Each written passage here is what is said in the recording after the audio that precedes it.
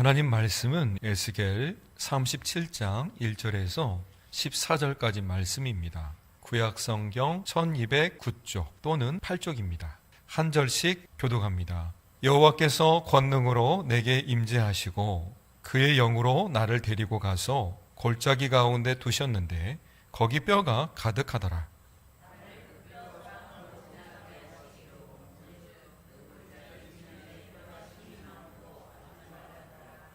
그가 내게 이르시되 인자야 이 뼈들이 능히 살 수 있겠느냐 하시기로 내가 대답하되 주 여호와여 주께서 하시나이다.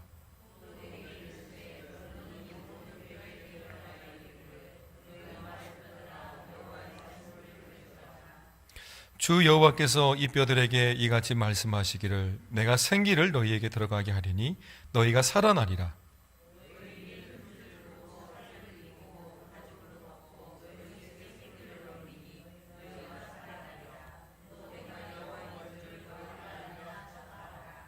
이에 내가 명령을 따라 대언하니 대언할 때 소리가 나고 움직이며 이 뼈 저 뼈가 들어맞아 뼈들이 서로 연결되더라.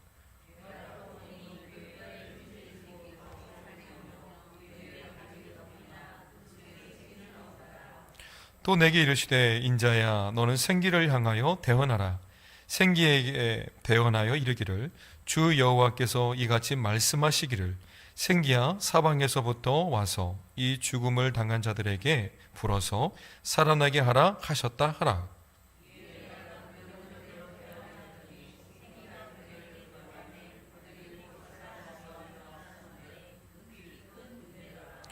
또 내게 이르시되 인자야 이 뼈들은 이스라엘 온 족속이라. 그들이 이르기를 우리의 뼈들은 말랐고 우리의 소망이 없어졌으니 우리는 다 멸절되었다 하느니라.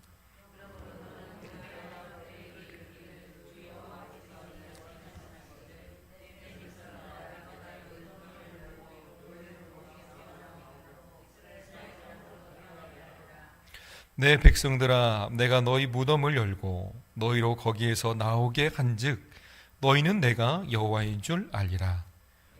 또 내 영을 너희 속에 두어 너희가 살아나게 하고 내가 또 너희를 너희 고국 땅에 두리니 나 여호와가 이 일을 말하고 이룬 줄을 너희가 알리라. 여호와의 말씀이니라. 아멘. 북쪽 이스라엘은 이미 주전 722년에 아수르에 의해 멸망을 당했고요. 이후 남쪽 유다 나라는 바벨론에게 총 3번에 걸쳐 공격을 받고요. 결국 586년에 멸망하고 맙니다. 그중 에스겔은 두 번째 시기에 25이라는 이 젊은 나이, 꽃다운 나이에 포로가 되어서 바벨론으로 끌려갑니다. 바벨론 2차 포로는요, 주전 598년, 즉 예루살렘이 완전히 함락되기 12년 전에 있었던 일입니다. 바벨론 1차 침략으로 포로가 된 사람들은 다니엘 그리고 왕족과 귀족들이었습니다. 2차 침략에는 여호야긴 왕과 에스겔 그리고 1만여의 백성들이 바벨론으로 끌려가죠. 에스겔의 예언 활동은 이때부터 시작이 됩니다. 바벨론에 끌려간 지 5년째부터 시작이 되는데요. 우리 에스겔 1장입니다. 2절과 3절 말씀을 같이 읽어보겠습니다. 1장 2절 3절입니다. 여호야긴 왕이 사로잡힌 지 5년 그달 초 닷새라. 갈대아 그발 강가에서 여호와의 말씀이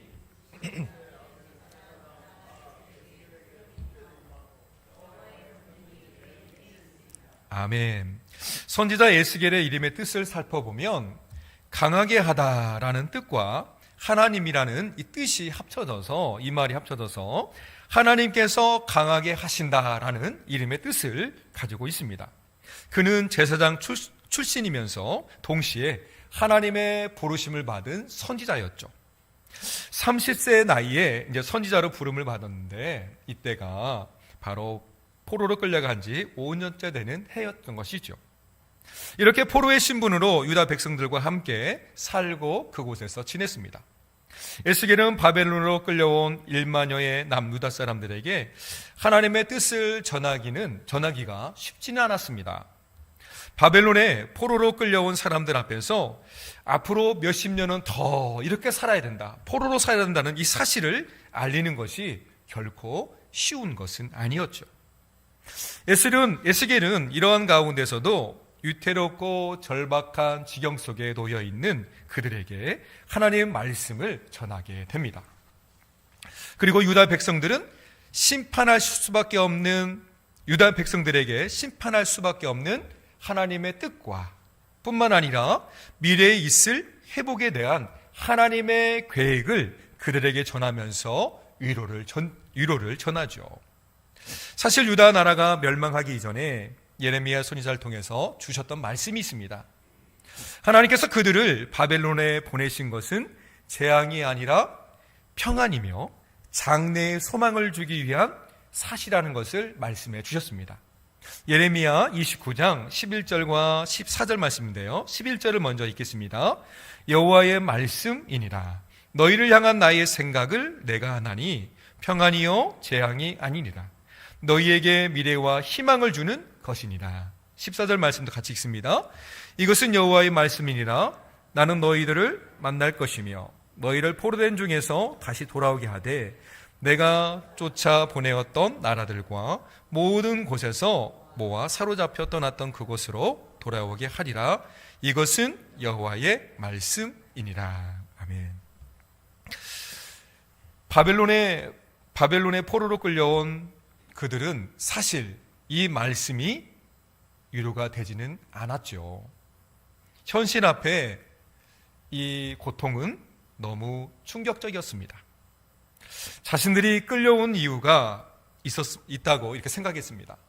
자신들이 끌려온 이유가, 첫째는 하나님께서 힘이 없으시기 때문에 자신들을 이방인들에게 내어주신 것이고, 또 둘째는 조상들이 잘못을 했는데 처벌은 자신들이 받는다라고 생각했습니다. 따라서 자신들은 억울하다라고 여겼던 것이죠. 바로 이런 생각을 하는 그들에게 에스겔이 하나님 말씀으로 설득을 하며 위로를 해야 했습니다. 이러한 가운데 바벨론으로 끌려간 지 12년째에 예루살렘이 완전히 멸망했다는 충격적인 소식을 전해 듣습니다. 에스겔 33장 21절 말씀인데요, 같이 읽겠습니다. 시작.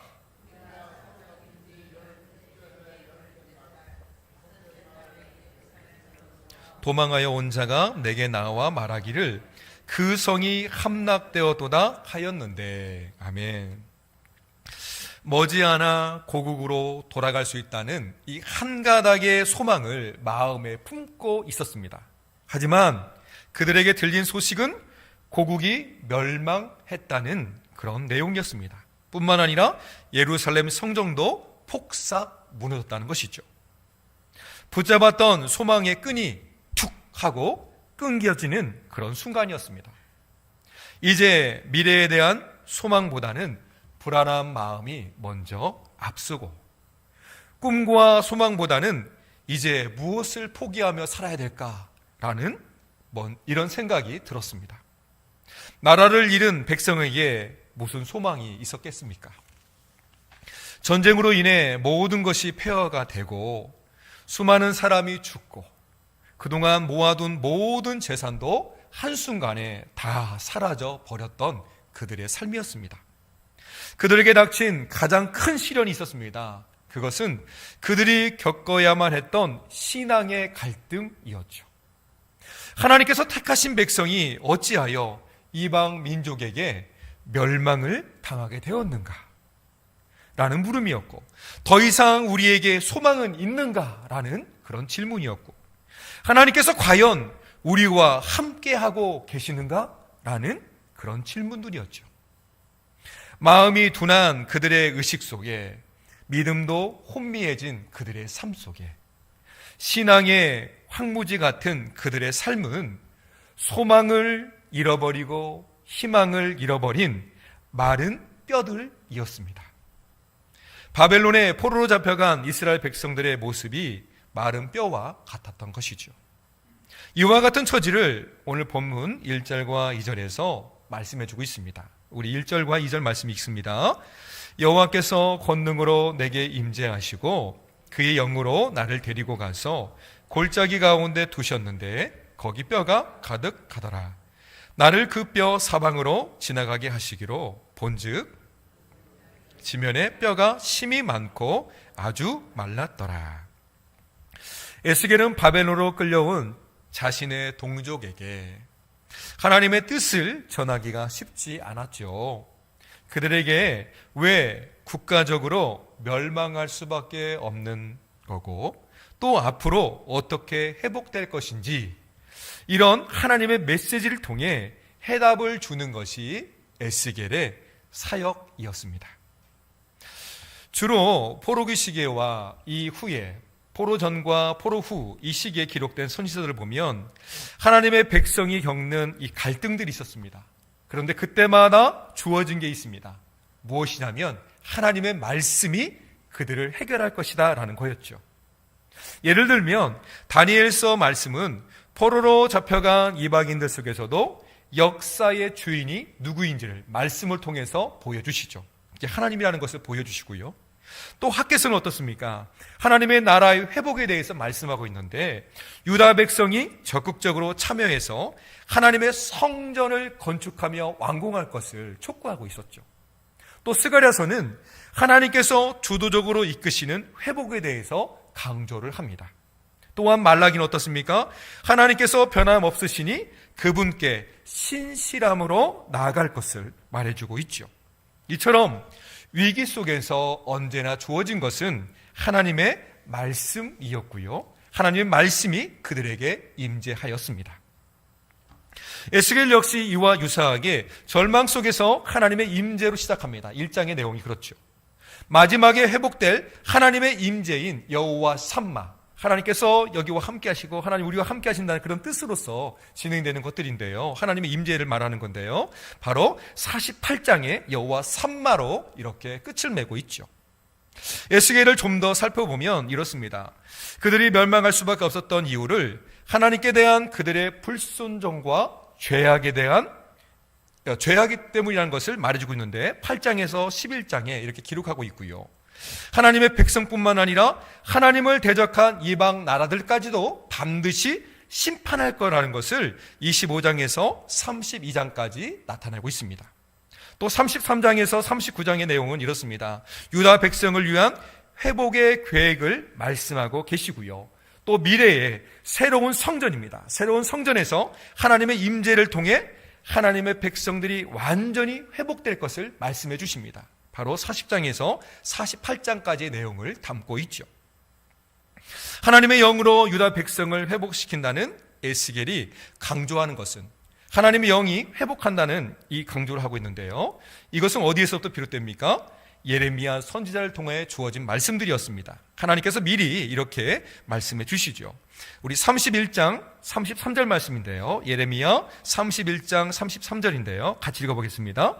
그러나 그날 후에 내가 이스라엘 집과 맺은 언약은 이러하니 곧 내가 나의 법을 그들 속에 두며 그들의 마음에 기록하여 그들의 하나님이 되고 그들은 내 백성이 될 것이라. 여호와의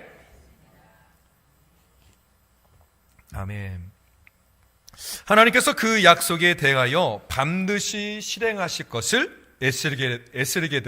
에스겔에도 보여주십니다. 하나님의 영, 즉 성령님께서 그들 가운데 오셔서 그들을 내면적으로부터 완전히 변화시키며 그들을 살아있는 하나님의 군대로, 하나님의 백성으로 다시 회복시킨다는 약속의 내용들이었습니다. 그래서 하나님의 영이 에스겔을 한 골짜기로 이끌어 갑니다. 그곳에서 에스겔은 마른 뼈들로 가득했음을 보고요. 또 그 뼈의 수가 심이 많았고요. 또 완벽하게 말라 있었음을 봅니다. 이것은 무엇을 의미하였을까요?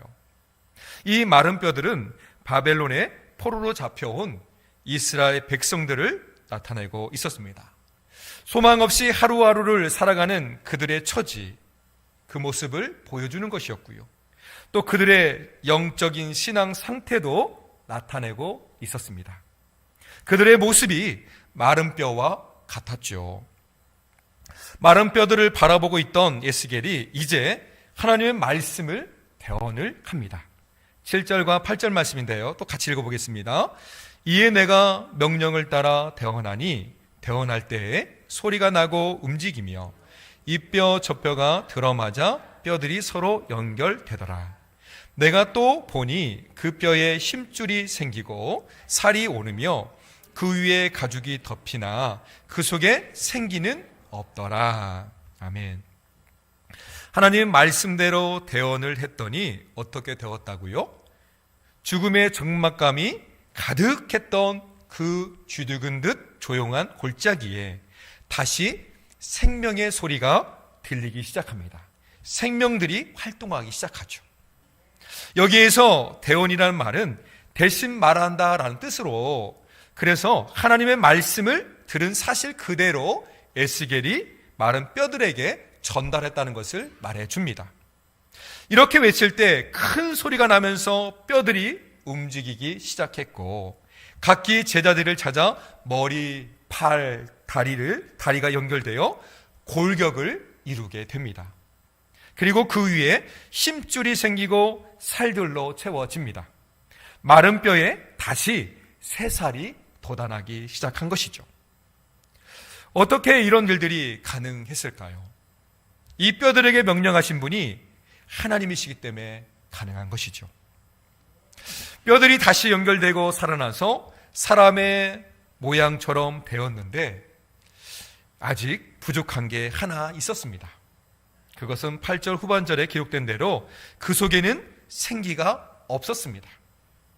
생기가 없어 살아난 뼈들은 사람의 모양만 갖추고 있을 뿐 허울만 사람의 모양이지 생명 없는 마네킹 인형과 같았다는 것이죠. 이에 하나님께서 다음과 같은 명령을 말씀하십니다. 9절 말씀인데요, 같이 읽어보겠습니다. 또 내게 이르시되 인자야 너는 생기를 향하여 대언하라. 생기에게 대언하여 이르기를 주 여호와께서 이같이 말씀하시기를 생기야 사방에서부터 와서 이 죽음을 당한 자들에게 불어서 살아나게 하라 하셨다 하라. 아멘. 살과 힘줄이 뼈와 뼈를 서로 연결해 주었죠. 또 서로 연결되어 연합을 이루게 되었고, 하나님 말씀대로 생기가 그들에게 들어가서 큰 군대를 이루게 되었습니다. 바벨론의 포로로 끌려와 완전히 절망한 그들이었습니다.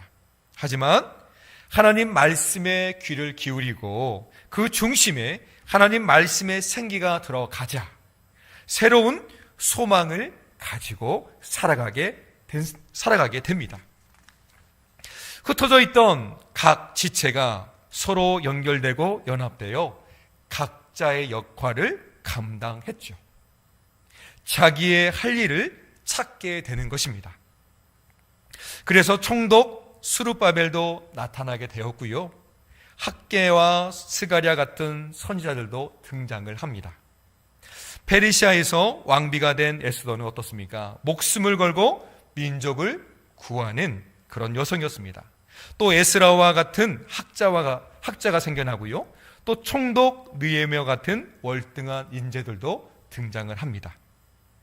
하나님 말씀이 그들에게 임하니 서로 연결되고 연합되어 생명이 되고 하나님의 백성으로 다시 할 일을 찾게 되는 것입니다. 하나님 말씀 앞에서 그들은 점점 희망찬 내일이 되어 갔습니다.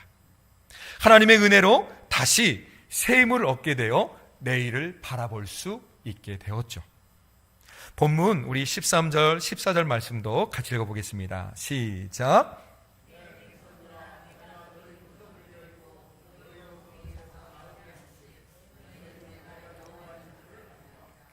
내가 또 내 영을 너희 속에 두어 너희가 살아나게 하고 내가 또 너희를 너희 고국 땅에 두리니 나 여호와가 이 일을 말하고 이룬 줄을 너희가 알리라. 여호와의 말씀이니라. 아멘. 가망 없고 죽은 뼈들이 생기를 받았을 때 살아있는 하나님의 군대가 되었습니다. 여기에서 생기는 무엇일까요? 이 생기는 하나님께서 처음 아담을 만드시고 그 코에 불어넣으신 것과 같은 의미를 지닙니다. 또 부활하신 예수님이 두려움에 사로잡혀서 문을 꼭꼭 걸어 잠그고 불도 끄고 집안에 숨어있던 제자들에게 나타나셔서 제자들을 찾아오셔서 그들을 향하여 숨을 내신 것과도 같습니다. 우리 요한복음 20장 22절 말씀인데요. 같이 읽어보겠습니다. 시작.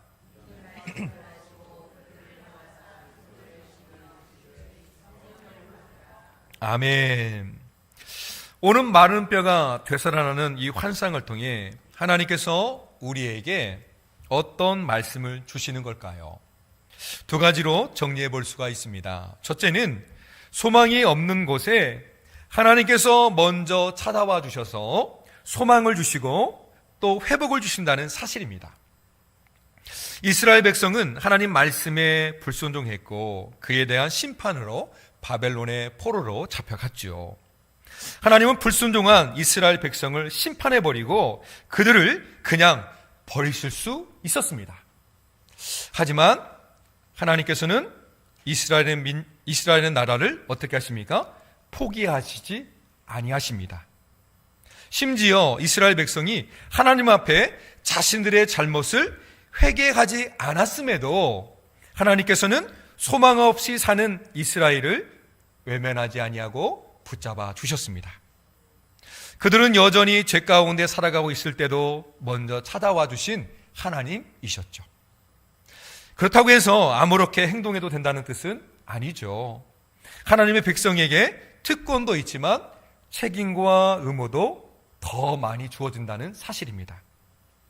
마른 뼈와 같이 소망 없이 살며 허무한 인생을 살던 그들에게 또 우리에게 먼저 찾아와 주시고 새로운 소망을 주시는 분이 우리 하나님이시라는 사실입니다.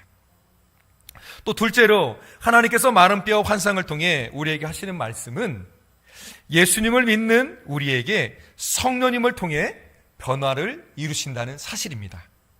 성령님은 하나님을 사랑하지 못하고 말씀대로 살지 못하는 우리를 책망하시며 말씀으로 책망하시며 끝까지 우리를 구원의 길로 인도해 가시죠. 그러므로 말씀을 떠난 성령님의 역사는 있을 수 없습니다. 예수님을 떠난 성령의 역사도 없죠. 성령님은 예수님이 하신 말씀들을 생각나게 하시고 말씀을 깨닫게 하시며 그 말씀대로 살게 우리를 인도하십니다. 그래서 기도하면서 말씀을 읽을수록 말씀에 대한 이해가 깊어지는 것이고요. 또 그 말씀을 깨닫게 되면 하나님을 더 많이 사랑하게 됩니다. 그리고 뿐만 아니라 이웃까지도 사랑하게 됩니다. 하나님의 말씀이 우리 안에서 능력으로 역사하기 때문에 그렇죠. 나의 힘으로 되어지는 것이 아니라 하나님의 능력으로 되어진다는 것입니다.